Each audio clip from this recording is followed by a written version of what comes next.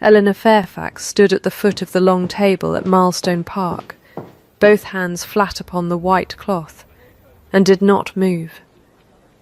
She did not flush. She did not reach for her glass. She did not look toward the door as though escape were a thing still available to her. She set her right hand over her left, the way her father had taught her to still herself over a column of figures that would not yet balance, and she waited for the Duke of Milestone to finish speaking to a room of 40 guests, who had, until that moment, been eating his wedding breakfast in polite ignorance of what he thought of his bride. "See that her allowance is settled the way you would settle any tradesman's bill, Crane," Gideon Ashford said, not to her, but past her, to the steward standing at his elbow with a ledger already open. Promptly, and without argument, this marriage is only business, and business is best conducted plainly. The silence that followed had a texture to it, the particular silence of a room deciding whether to laugh.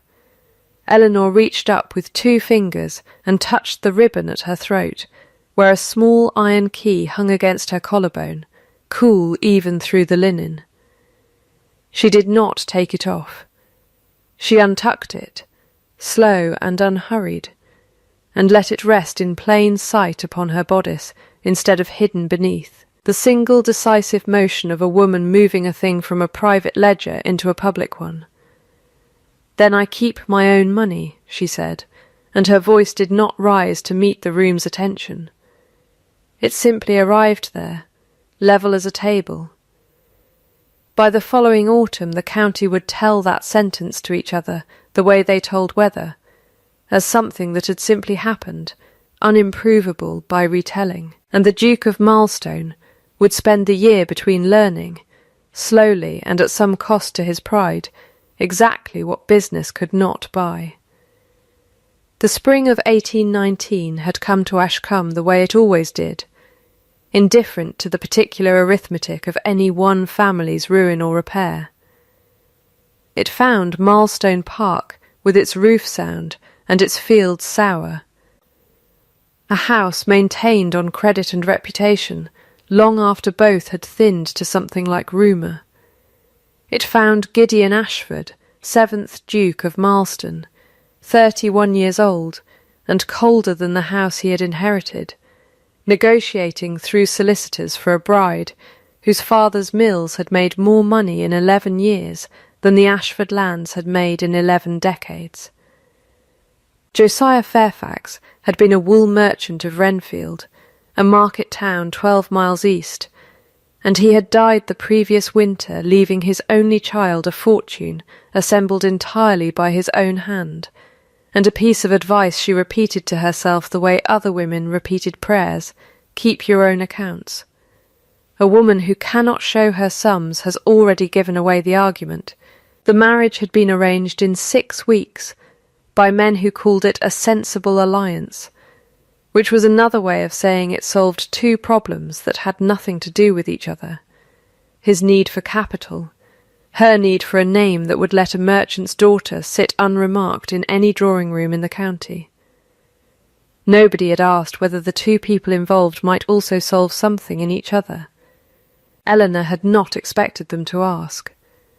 She had gone into the arrangement with her eyes open and her ledger packed, and in the 3 weeks of courtship required by propriety she had already, without anyone remarking on it, settled a dispute between 2 of his tenant farmers over a shared well, corrected an error in his bailiff's spring accounts, and answered 11 letters he had let sit unanswered on his study desk for a month. None of it had been noticed as work. It had been noticed, if at all, as convenience, the useful quiet of a woman who did not require entertaining. She had understood, watching him not notice, that she was being catalogued rather than known. She had told herself this was sufficient. A business arrangement required no more than that.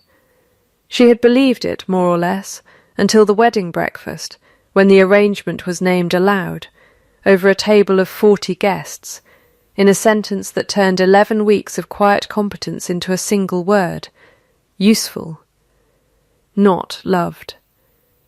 Filed, weighed, and entered on the correct side of a page.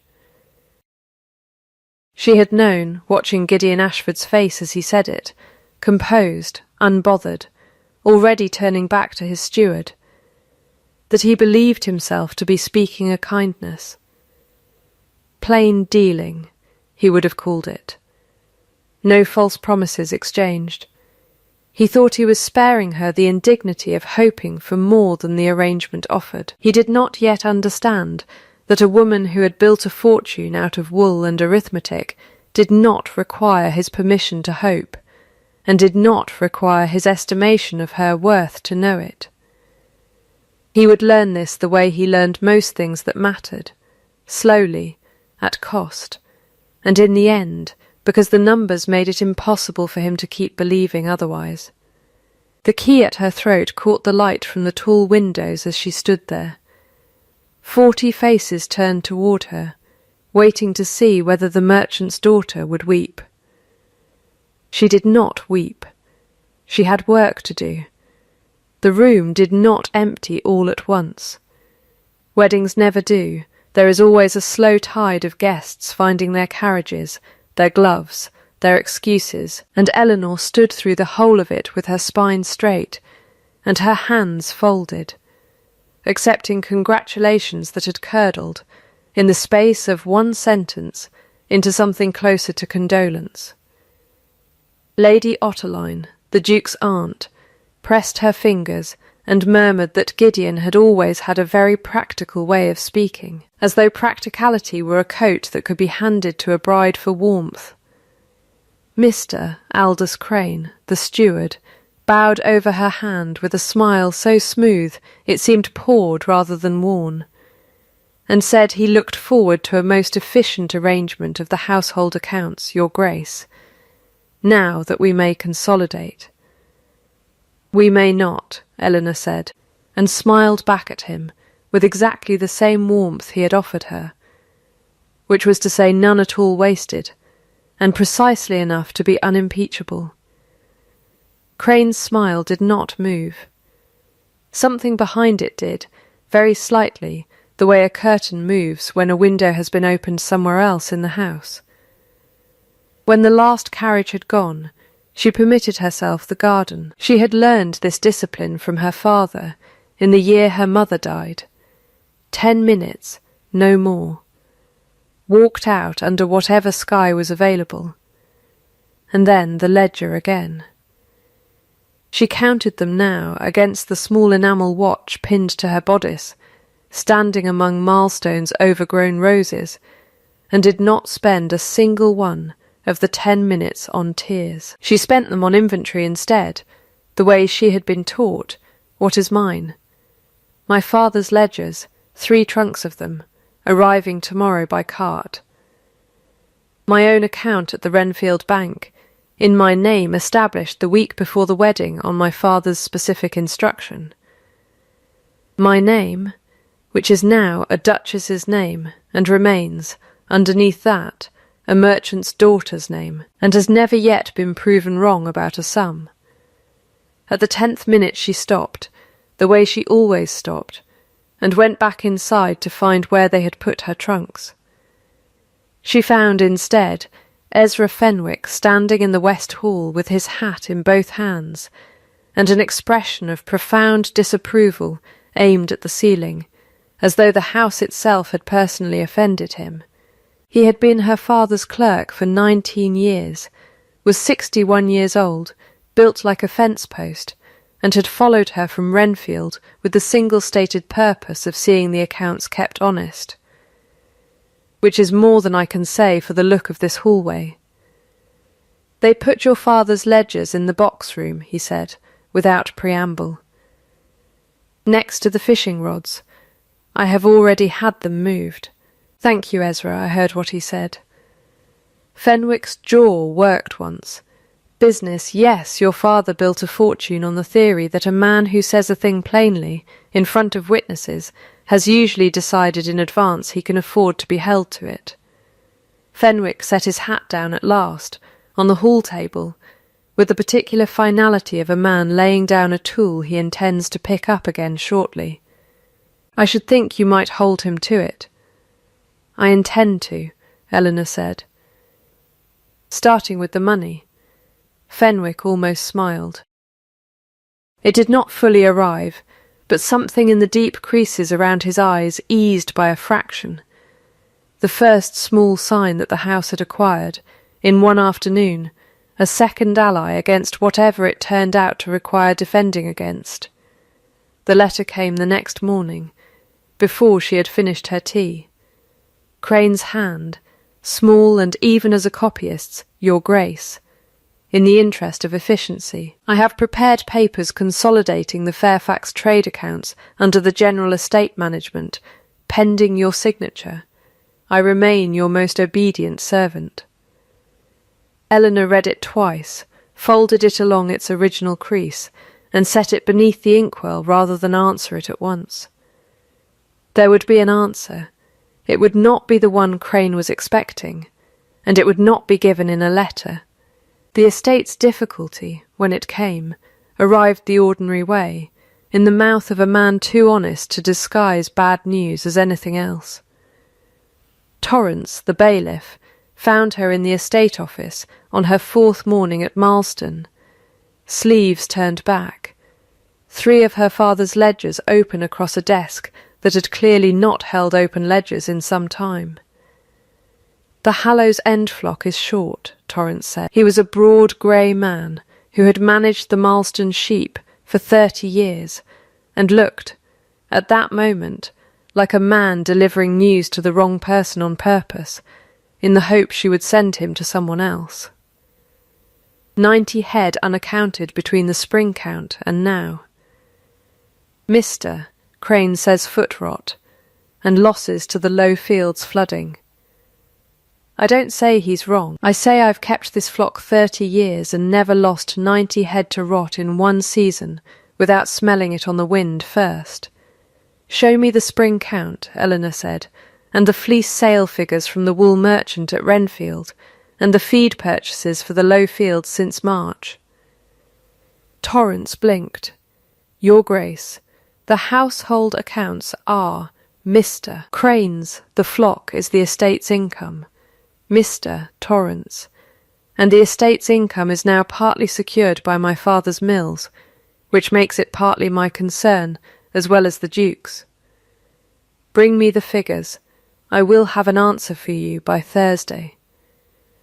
He brought them, with the particular reluctance of a man convinced he was wasting a fine lady's time, and by Thursday she had laid 3 columns side by side on the desk, the spring count, the feed purchases and the fleece weights sold at Renfield Market, where her father's old contacts still traded, and still, out of respect for Josiah Fairfax's memory, answered a straightforward letter with straightforward figures. There is no rot, she said, when Torrance returned. A flock lost to rot loses weight before it loses head. The surviving fleece thins, the sale price drops. Your fleece weights are steady. What you have lost is not sheep. What you have lost is 90 heads worth of feed, purchased and paid for, and never delivered to a flock that never shrank in the first place. Torrance stared at the columns for a long moment. Someone selling the feed twice, then, once on paper, once for coin. That would be my reading as well, Eleanor said. I would like the feed merchant's actual delivery receipts, not the estate copies. I expect they will not match. They did not match, and Torrance, 3 days later, stood in the estate office with his hat in his hands exactly as Fenwick had stood in the hallway, and said, with the air of a man surrendering a long-held position, I'll bring my figures to you first from now on, Your Grace, if it's all the same.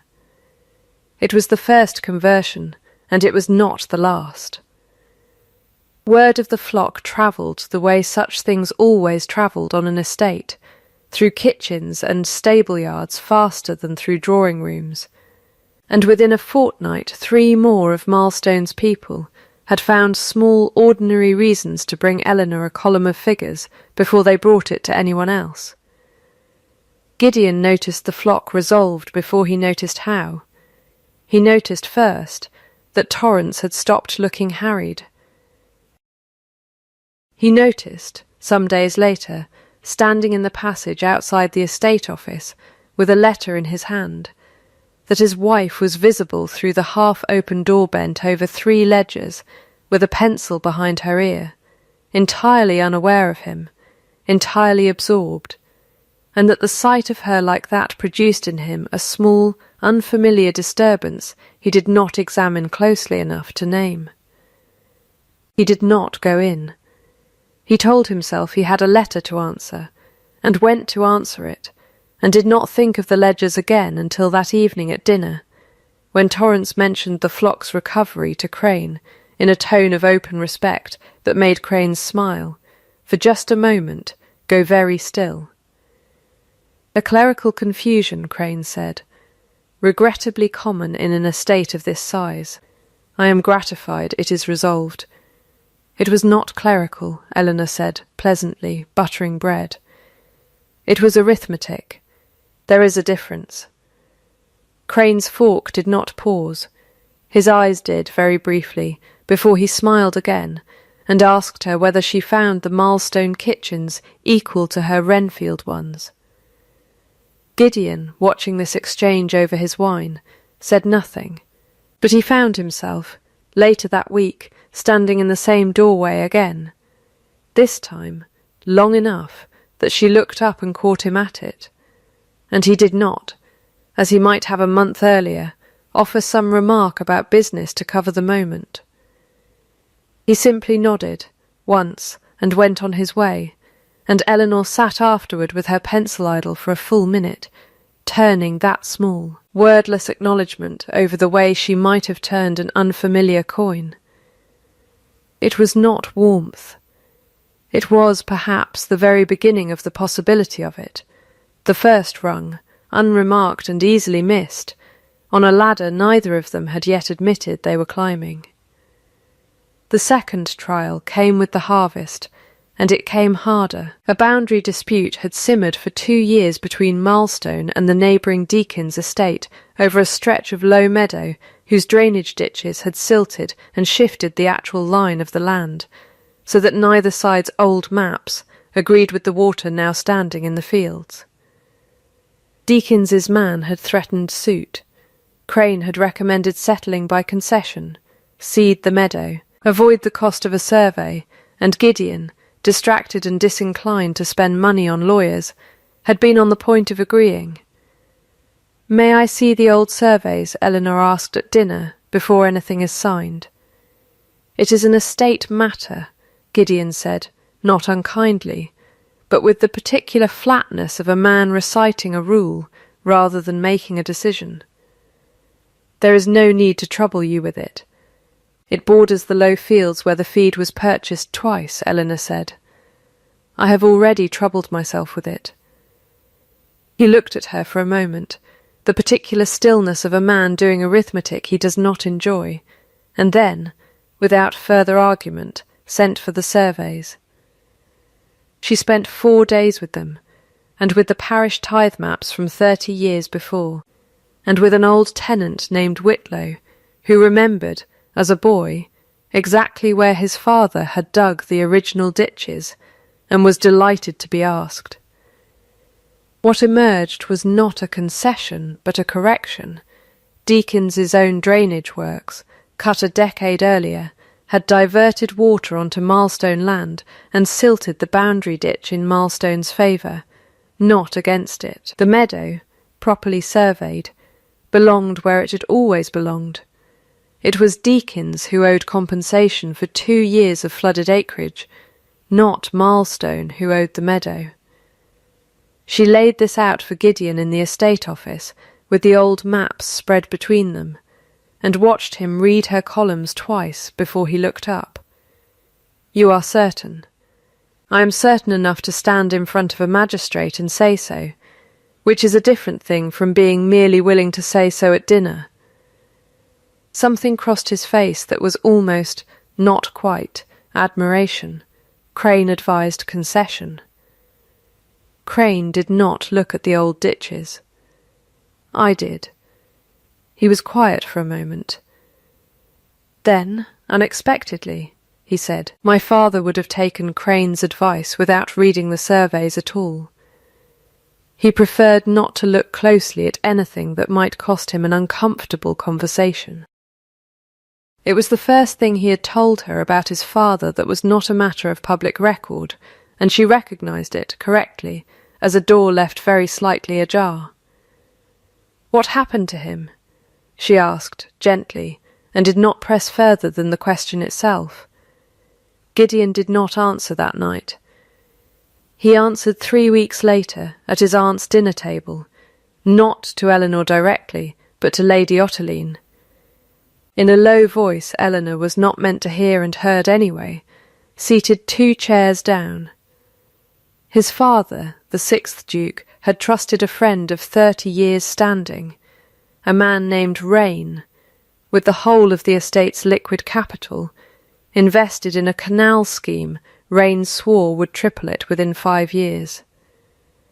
Rain had wanted the money, in the end, not for the canal but for a woman he meant to marry against his own family's wishes, and had gambled the Ashford capital on a venture he privately knew was already failing, gambling that he could recoup it before anyone noticed. He could not. The estate had gone from comfortable to encumbered in 18 months, and Gideon's mother, who had married for exactly the kind of sentiment her husband's friend had just proven ruinous, had left within the year, not abandoning her son so much as abandoning a house she said she could no longer bear to watch drown. My father used to say love was the most expensive thing a man could put his name to, Gideon told his aunt, and I believed him, because I watched it cost him everything he had. Eleanor set down her fork very quietly, and did not let her face show that she had heard. She understood him better, after that, though she did not yet forgive him the wedding breakfast. Understanding a wound does not obligate a woman to excuse what a man has done while nursing it. But she understood now that his coldness was not verdict but armour, badly fitted and never once examined, and that a man wearing armour could sometimes be argued out of it if the argument were patient enough and the proof solid enough. Crane, meanwhile, had begun a quieter campaign. Rumours reached the county, nothing so crude as an accusation, only a raised eyebrow here, a remark there, always delivered by someone else, always traceable back, if one troubled to trace it, to a conversation with the Duke's steward. It was said that Josiah Fairfax's fortune had not been quite so honestly assembled as the county believed. It was said a former partner of his had come to grief. It was said, softly, that a woman who kept her own accounts so very carefully must have something in them worth hiding. Lady Ottoline repeated one such remark to Eleanor over tea, watching her closely for a reaction. "How industrious of Mr. Crane," Eleanor said, "to have found the time to invent it. You do not deny it." "I do not answer rumours with denials, Lady Ottoline. I answer them with figures, when someone is prepared to be specific enough to name one." She smiled, and meant the sub-channel of it precisely. "I am not frightened, and you should tell him so." Lady Ottoline, to her credit, looked faintly uncomfortable, and did not repeat the remark again that season. But the seed was planted, and Eleanor understood, walking back from that tea, with her hands folded and her pace unhurried, that Crane had moved from 90 head of feed to something considerably larger, and that the low fields had only ever been a rehearsal.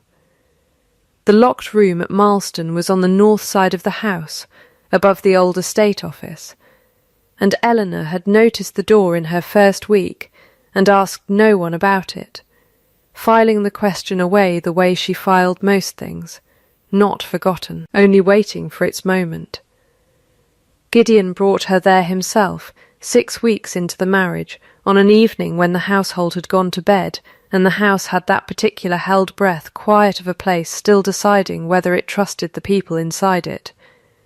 He carried the key himself, unused to it, the lock stiff with disuse. Inside was his father's old study, kept exactly as it had been left the year the canal scheme collapsed, a desk with an unfinished letter still upon it, a shelf of ledgers no one had opened in a decade, a portrait of a woman Eleanor recognised, from the shape of Gideon's jaw, as his mother.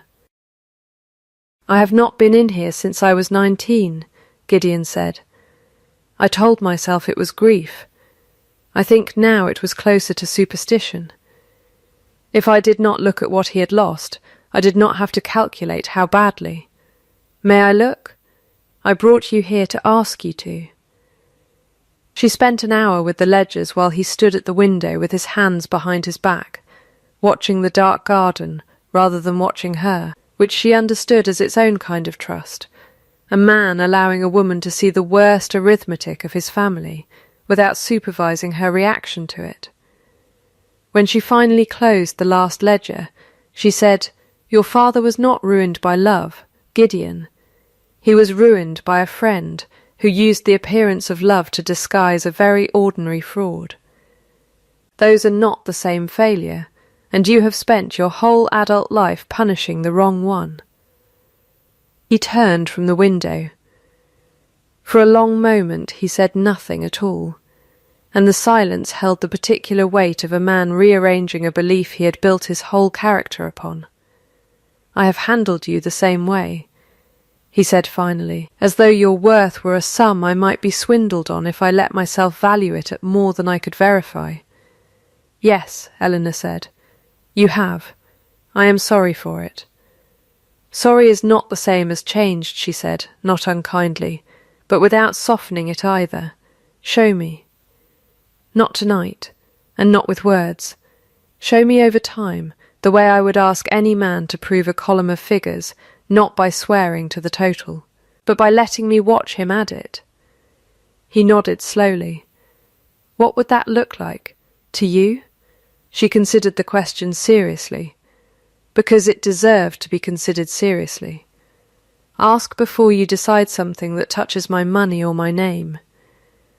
"Not for permission. I do not require your permission, but because a partnership consults, and this has not yet been won."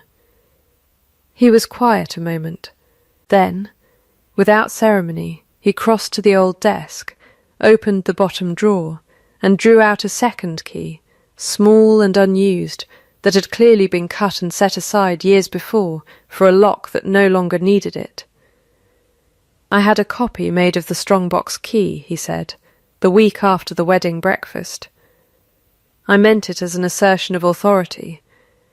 I did not send it to Crane to have it fitted, in the end. I could not decide what I meant by keeping it, so I kept it, and did nothing with it, which I am told is its own kind of cowardice." "It is," Eleanor agreed. "What do you mean by it now?" "I would like you to keep both keys," he said, "mine and yours. Not consolidated, I understand now what that word cost you.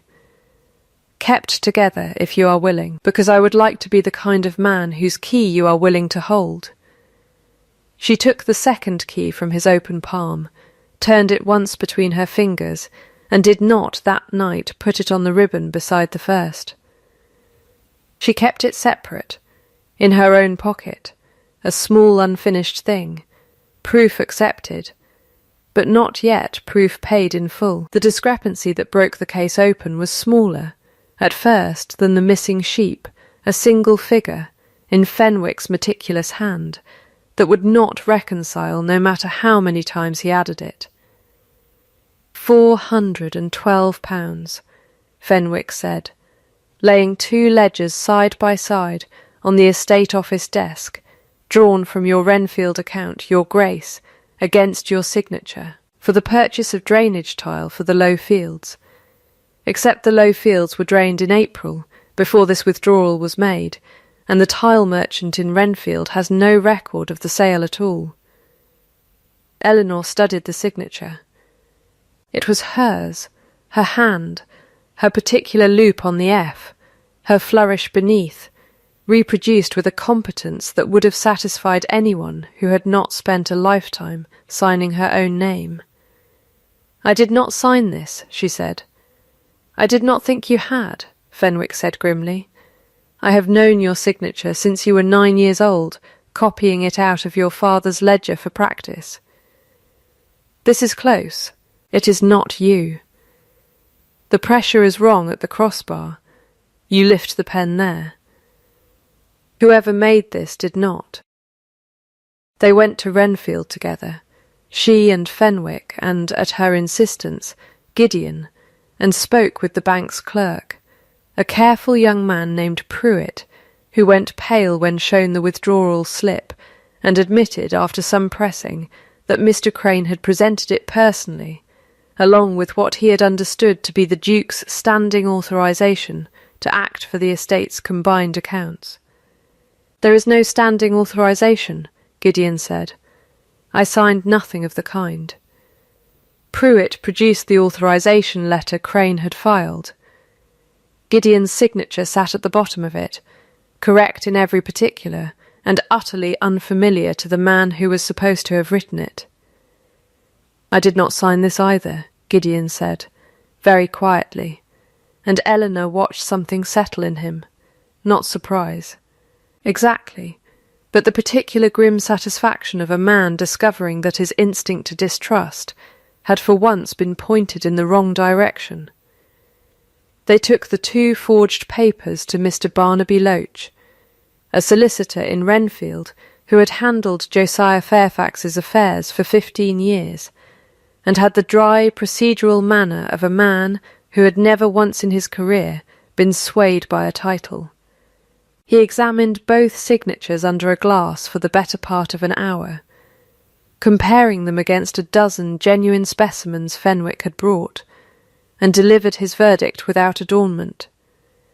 Forged, both of them.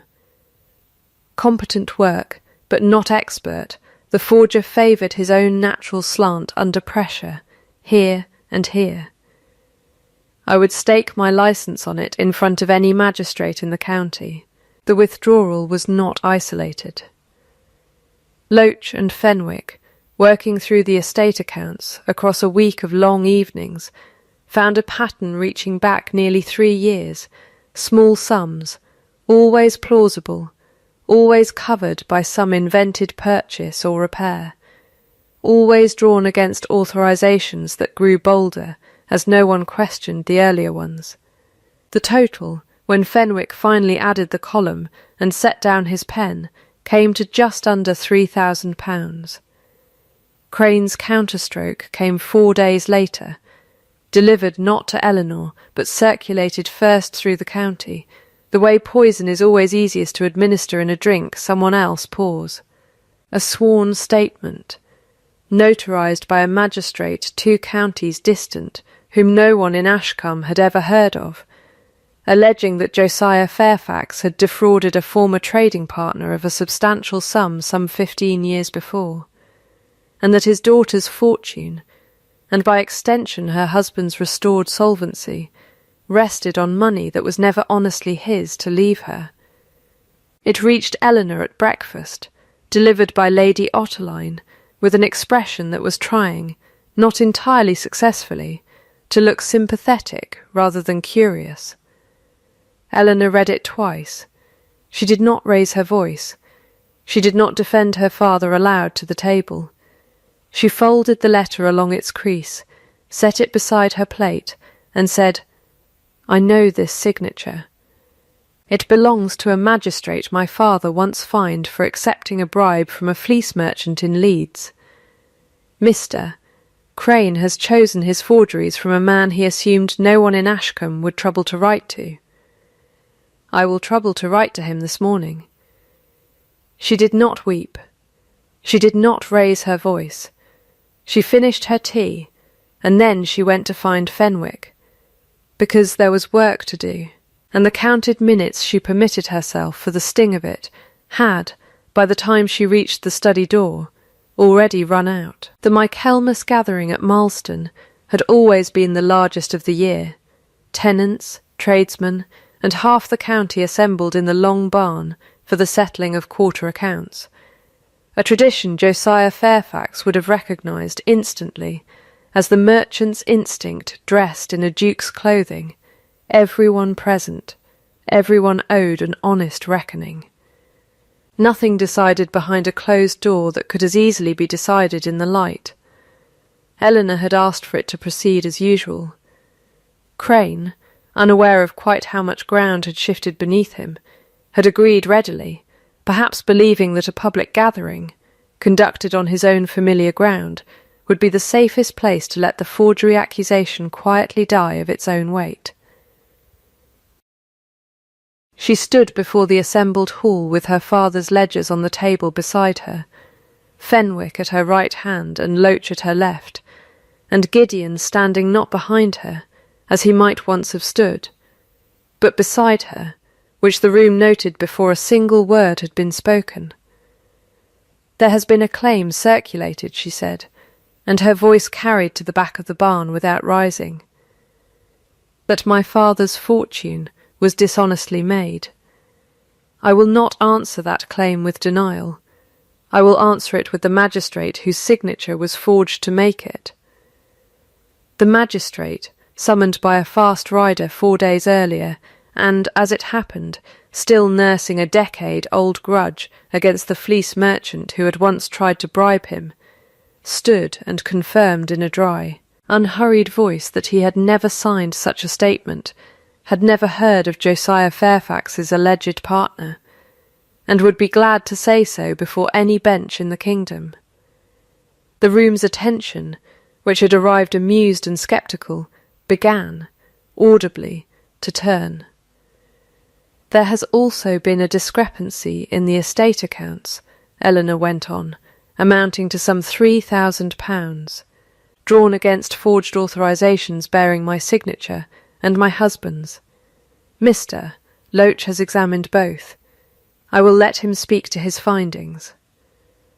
Loach spoke for 4 unadorned minutes, comparing signatures held up for the room to see, and Crane, standing near the barn door with his smooth smile fixed and slightly too wide, said, when appealed to directly, that the discrepancies were regrettable clerical confusions, the sort of thing that happened in any large estate, and that he was frankly astonished her Grace would stage so public a spectacle over what amounted to bookkeeping. "Then, perhaps," Eleanor said, "the tile merchant can settle the confusion for us. I believe he is here. He was. Tam Whitlow's father, the drainage tile merchant from the far end of the parish, had come to the gathering as he came every year to settle his own small account, entirely unaware he was about to be the hinge of anyone else's. Asked plainly whether he had sold £412 of drainage tile to Marston in April, he said, in the flat, unhurried voice of a man who had never once in his life found it necessary to lie, that he had sold no such thing, that his entire business that spring had come to under £60, and that he would be glad to show his own books to prove it. 3 more tenants, unbidden and unrehearsed, came forward in the next quarter hour with small, ordinary corrections to the estate's account of itself, a bill paid twice, a repair invented, a sale that had never happened, each one a splinter, none decisive alone, together an unmistakable pattern that the room read correctly before Crane found any further use for his smile. Something behind his composure went out, all at once, the way a lamp goes out when the wick finally runs dry, rather than when the wind takes it. He said nothing further in his own defence. There was by then nothing further to say that the room would have believed. Eleanor could have had him bound over for the magistrate that same evening. She had the proof for it, and half the county would have supported her without a murmur. "Mr. Crane will resign his position tonight," she said instead, and leave Ashcombe within the week. His pension is forfeited. His name will not be spoken at Milestone again, by anyone in my employ, in any context whatsoever. I extend him this rather than a bench and a public record, not because he has earned mercy, but because I find I would rather spend the next 20 years running this estate than spend them discussing him. It was mercy dispensed from a position that made mercy meaningful, and the room understood the difference, and the tide of it, the audible, unmistakable turning of 40 families' opinion, settled that night, finally and completely in her favour. The explanation Gideon owed her did not come that night, in the flush of the gathering, when anything said might have been mistaken for gratitude rather than truth. It came 3 evenings later, in the estate office, with the ledgers put away, and the house gone quiet around them. An apology is not the same as an explanation, Eleanor said, when he began, haltingly, with "I am sorry." "I have had the apology already, in the barn, when you stood beside me instead of behind Crane's excuses. I would like the explanation now. All of it." He gave it to her without flinching, his father's ruin laid bare in full, the friend who had traded on love to disguise a fraud, his mother's departure, the decision, made at 19, and never once revisited. That sentiment was the doorway through which every family catastrophe he had ever witnessed had entered. He told her he had married her, believing he was protecting them both by refusing to open that door, and had understood, watching her stand in the barn with the county's opinion turning like a tide behind her, that he had confused a locked door with a strong one, and that they were not the same thing at all. "I know the difference now," he said. "I would like the chance to prove I know it, on whatever terms you set." "Then hear my terms," Eleanor said, and counted them off the way she counted a column, plainly one at a time. "My accounts remain mine, absolutely, in my name, forever, not as a concession. As a fact you will simply live beside. My name goes on the estate ledgers alongside yours, not beneath them.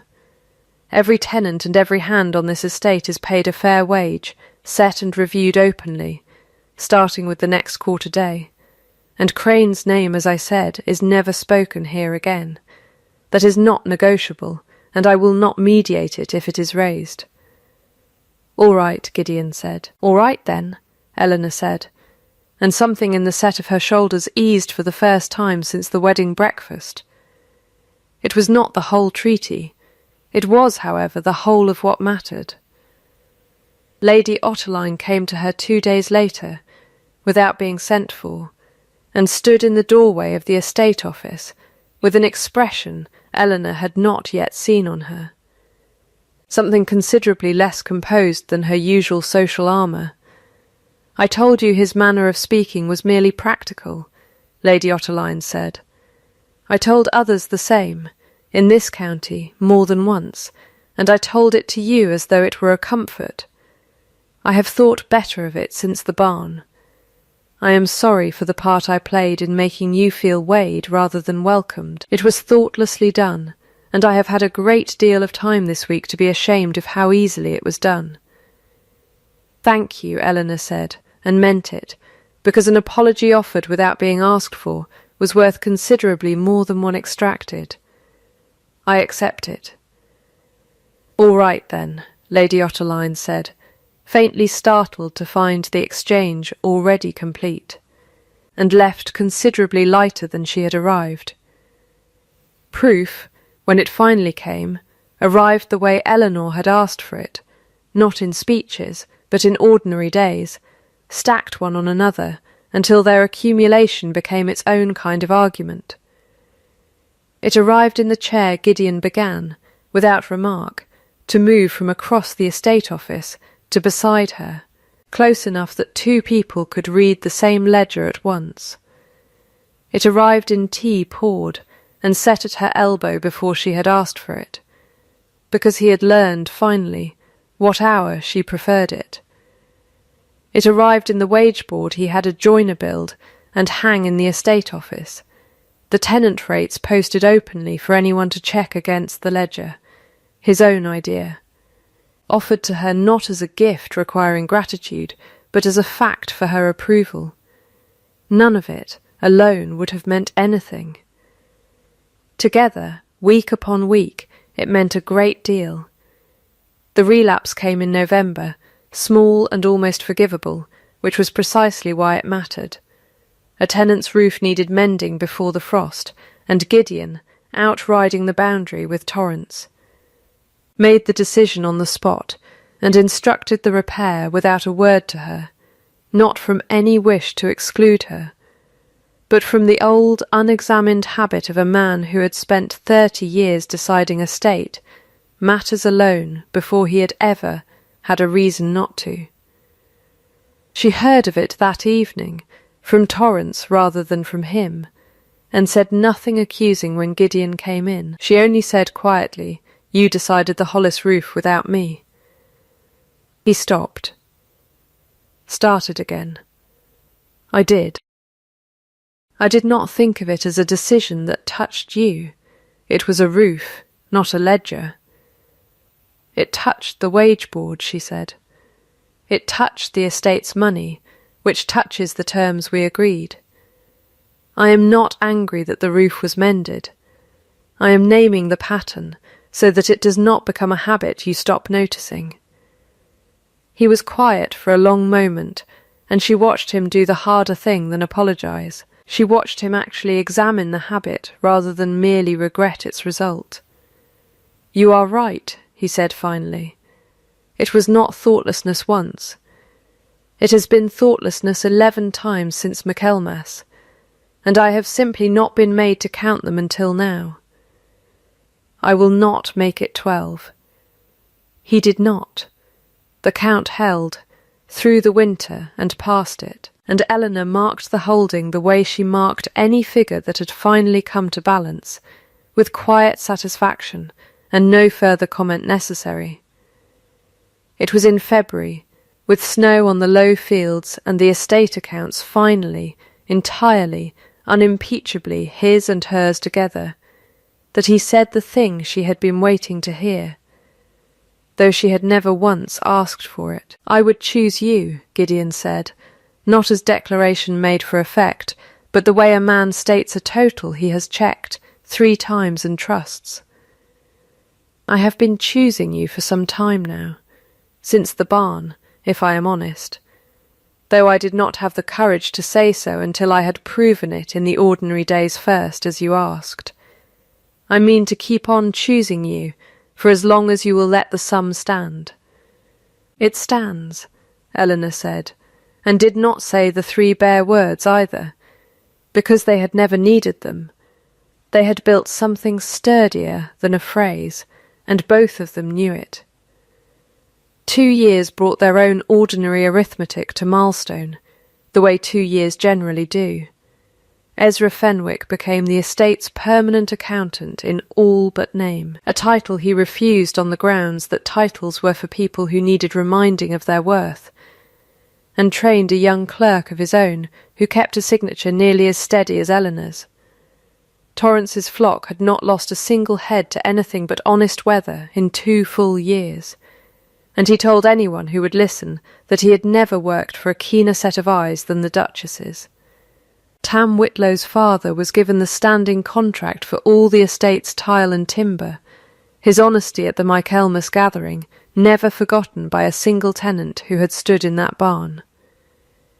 Of Aldous Crane, the county heard only once more, a brief and unremarkable notice that a man of that name had taken a minor clerking position in a distant shire, and was not, by all accounts, prospering. The wage board Gideon had built still hung in the estate office, its figures reviewed openly each quarter, copied now by 2 neighbouring estates, whose landlords had grown tired of explaining to their own tenants why Milestone's rates ran fairer than theirs. Beside it, funded jointly from the estate's restored income, and a portion of Eleanor's own trade money, a small schoolhouse had opened at the edge of Wrenfield the previous spring, named, at Fenwick's quiet insistence, and over Eleanor's mild protest, the Fairfax School, the first in the county to teach a working child's daughter her letters and her sums with equal seriousness. The key no longer hung hidden beneath any collar. Eleanor wore it openly now, on a chain long enough to sit visible above her bodice, and beside it, on the same chain, hung the second key Gideon had once cut in cold assertion, and later given in something closer to trust. 2 keys to one box, worn together in the light, the plainest inversion either of them could have chosen, and neither had needed to discuss it to arrive at it. "This marriage is only business," he had said once, in front of 40 guests, believing it a kindness. This marriage was never business, he told her now, in an empty estate office with the wage board between them and the fire burned low, and I think some part of me suspected that from the first morning I found myself standing at your door for no better reason than to watch you work. It was the only true account I have ever kept, and it is the one I intend to keep the longest. Marston Park that winter no longer held its breath the way it once had. The house had a particular quality now. Visitors remarked on it, without quite being able to name it, some warmth in the wood or the light that had not been there in the old Duke's time, or in the first cold months of the new one. It was, quite simply, a house that had stopped waiting to be disappointed, and had begun, instead, to be lived in. She had not asked to be seen. Not at the breakfast table with 40 guests watching, not in the estate office with a pencil behind her ear, not once in 2 years of ledgers and boundary disputes and quiet accumulating proof. She had simply gone on doing the work in front of her, plainly, competently, without performance, until seeing her stopped being a choice anyone around her had the option to make differently. She had made herself impossible to file away as merely useful, not because she had demanded it, and not because anyone had finally granted it to her, but because a woman who keeps her own accounts, faithfully, year upon year, eventually owns the whole of the argument, and no one, not a duke, not a county, not even the woman herself in her most doubting hour, can afterward take that away.